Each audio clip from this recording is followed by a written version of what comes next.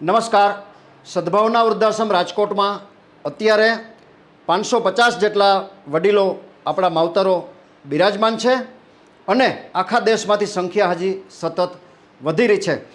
550 વડીલોમાંથી 180 વડીલો બિલકુલ પથારીવશ છે, જે આપ દ્રશ્યમાં વિડીયોમાં નજરે નિહાળી રહ્યા છો.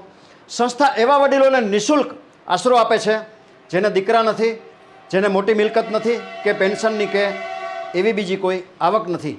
આ 180 વડીલો જે પથારીવશ છે એના માટે દર મહિને 3 લાખ રૂપિયાના ડાયપરની સંસ્થાને જરૂરિયાત પડે છે. આ ડાયપરનું એક બોક્સ છે, આની અંદર 10 ડાયપર આવે છે.